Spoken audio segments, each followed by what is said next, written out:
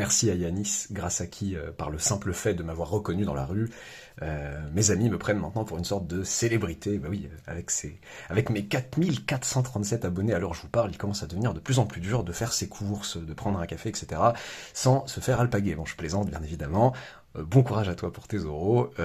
Et nous, on est parti sur un exo de terminal, parce que les terminales se sentent un petit peu abandonnés, ils sont un peu jaloux, comment ça, t'en as que pour les prépas, etc.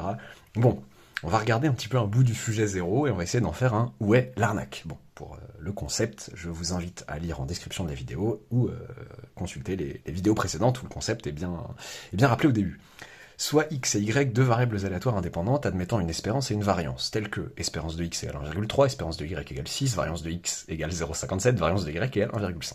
Soit z égale x plus y, bon, les variables aléatoires sont introduites dans la partie précédente dans le sujet, c'est des variables aléatoires discrètes, je dis pas de bêtises, voilà, il n'y a pas de grosse entourloupe ou quoi, là je parle pas aux terminales qui comprennent pas peut-être ce dont je veux parler, mais voilà, les prépas et tout, poser la roue un peu, enfin, ne m'attaquez pas sur des histoires de tribu ou que sais-je, voilà, tout va bien.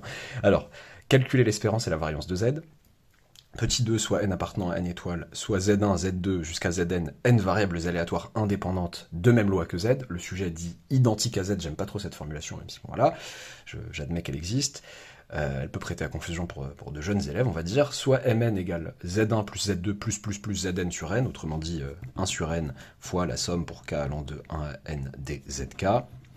Petit a, quelle est l'espérance de mn? Petit b, quelles sont les valeurs de n telles que l'écart type de mn soit inférieur ou égal à 0,5? Et enfin petit c, pour les valeurs trouvées en petit b, montrer que la probabilité que mn se prenne une valeur entre 6,3 et 8,3 là au sens large est supérieure ou égale à 0,75. Ok. C'est parti. Alors, bon, combien de temps de réflexion et de recherche pour un terminal avant de regarder? Peut-être, je sais pas, au jugé comme ça, 20 à 25 minutes, 25 minutes, allez, 25 minutes peut-être, je dis ça un peu à la louche. Et c'est parti, calculer l'espérance et la variance de z. Bon, z admet bien, je sais qu'en terminal on fait pas trop le focus de admettre une espérance, admettre une variance, donc ok, par linéarité de l'espérance. Par linéarité de l'espérance, eh bien, espérance de z, c'est espérance de x plus espérance de y, et ça nous fait tout simplement 1,3 plus 6, ça fait 7,3, aux dernières nouvelles. Ok, ah, 7,3, c'est marrant ça. Alors, variance de z, de même. Alors, variance de z, c'est variance de x plus variance de y, et ça nous fait tout simplement 1,5 plus 0,57, ça me fait, si je dis pas de bêtises, 2,07. Ok. Bon, sympa. Soit n appartenant à étoile, tatata, z1, zn, mn. Quelle est l'espérance de mn? Bon, par linéarité de l'espérance. Hop.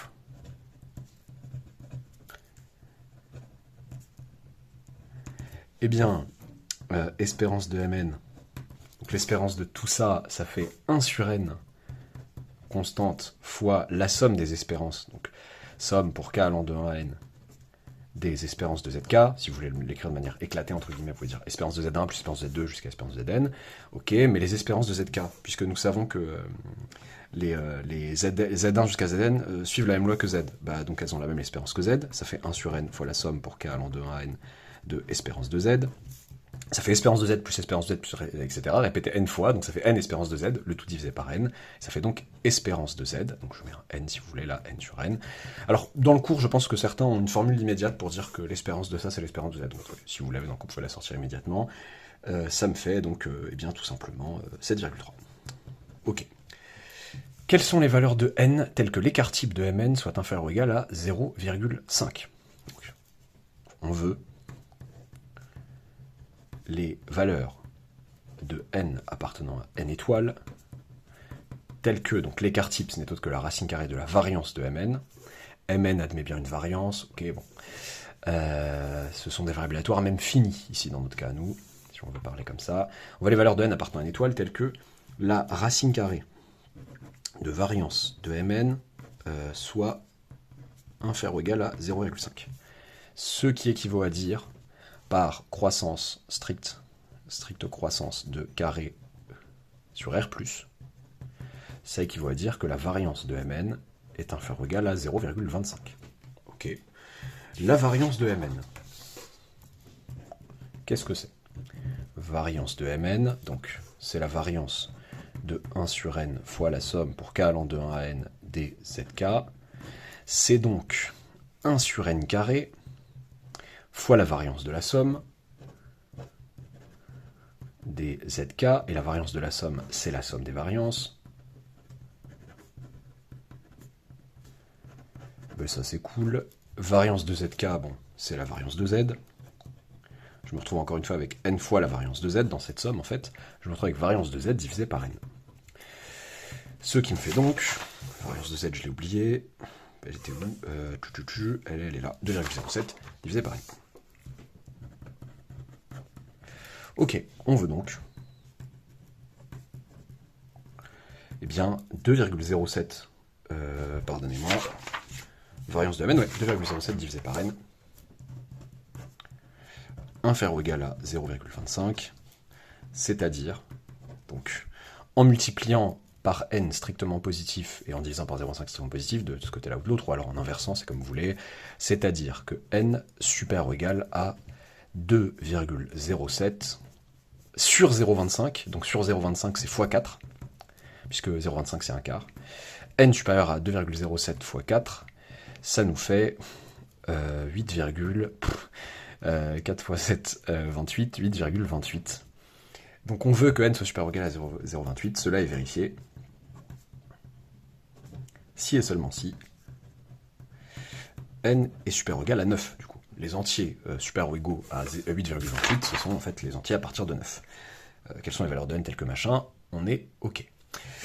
Parmi les valeurs trouvées en B, montrez que... les valeurs trouvées en B, montrez que la probabilité que Mn soit compris entre 6,3 et 8,3 soit supérieur ou égal à 0,75. Déjà, je me rends compte d'un truc. J'ai remarqué tout à l'heure, tiens, incidemment, que espérance de Mn, c'est 7,3. Déjà, je vais leur dire, écoutez, la probabilité que Mn soit compris entre 6,3 et 8,3, c'est exactement la probabilité, donc je retire 7,3 à tout le monde, à tout le monde là, donc cet encadrement est équivalent à cet encadrement, à probabilité que moins 1 inférieur ou égal à Mn moins 7,3 inférieur ou égal à 1.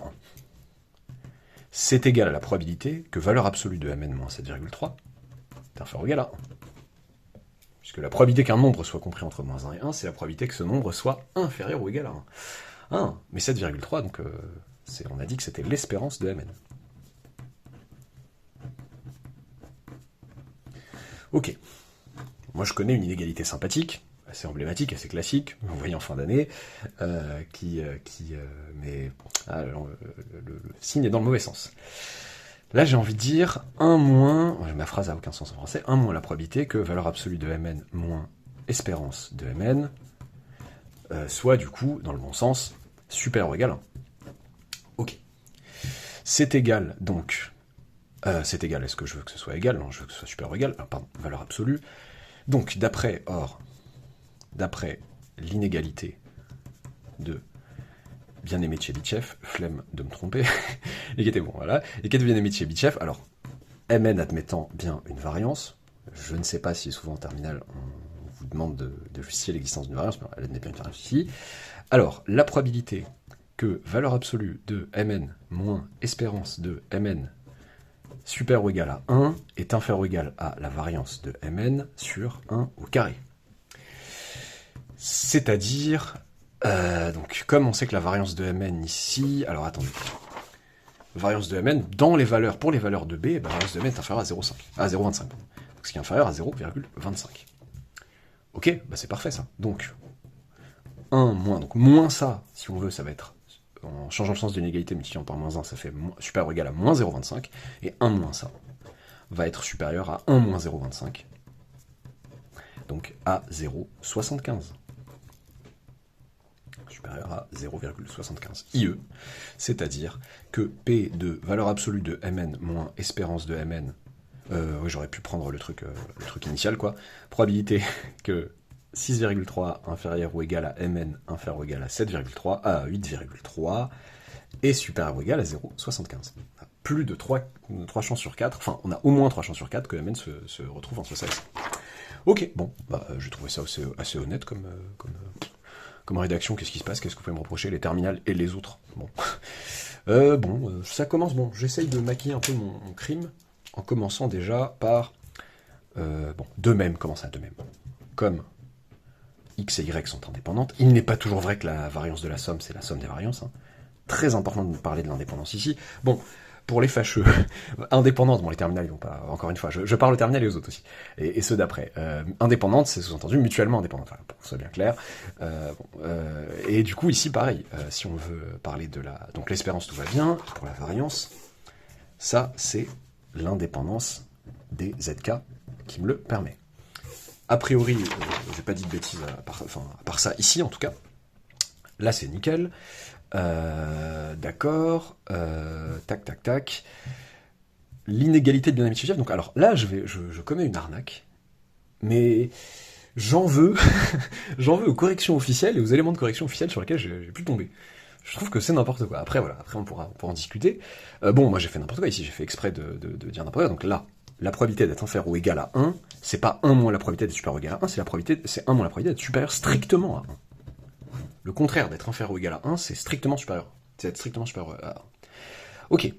L'inégalité de Binet-Chebyshev, donc je maquille mon méfait ici pour tomber sur l'inégalité de Binet-Chebyshev telle que vous la voyez bien en terminale. On la voit en terminale avec probabilité de valeur absolue de la variable aléatoire moins son espérance supérieure ou égale à un delta, inférieur ou égal à la variance de ma variable aléatoire sur le delta au carré.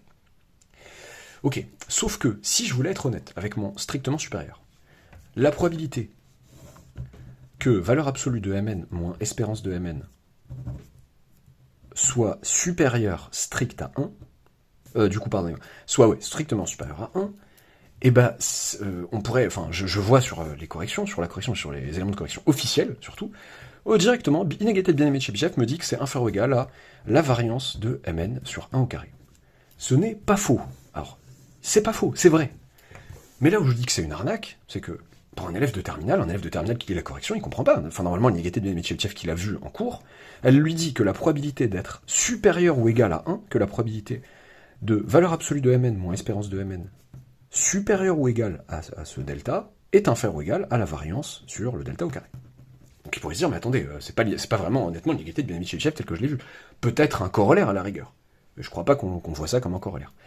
Moi, honnêtement, ce que j'aurais voulu voir dans une correction sérieuse, c'est qu'on me dise, cette probabilité, la probabilité d'être strictement supérieure à 1 est inférieure à la probabilité d'être supérieure ou égale à 1.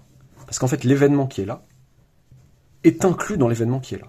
Si cet événement est réalisé, si ça c'est strictement supérieur à 1, c'est en particulier supérieur ou égal à 1. Donc la probabilité de cet événement est inférieure ou égale à la probabilité de cet événement, qui lui-même est inférieur ou égal à ça. Je suis désolé, Binet-Chebyshev tout seul ne dit pas ça. Il implique ça, c'est vrai. C'est pour ça qu'on peut être un peu indulgent, mais je trouve que ça prête à confusion, faut faire attention. Voilà. En tout cas, au-delà de la terminale, ce serait quand même problématique de le faire sans faire attention au strict ou au large. Voilà. Bon, dites-moi ce que vous en pensez, si vous trouvez que c'est un peu abusé, argumentez bien sûr, mais je trouve pas ça du tout abusé pour un élève de terminale qui veut honnêtement comprendre la correction, il peut se dire, attendez, c'est pas la formule qu'il y a dans mon cours. Voilà. J'espère que ça vous aura plu. Alors, je m'apprêtais à plutôt faire un Well-Arnaque sur un exo de colle un peu tordu d'un oral de l'XENS en MP. Mais bon, voilà, ça attendra. Je suis en sursis avec ce petit truc qui me sauve un peu, le sujet 0, pour me détendre un peu. À bientôt pour une nouvelle vidéo.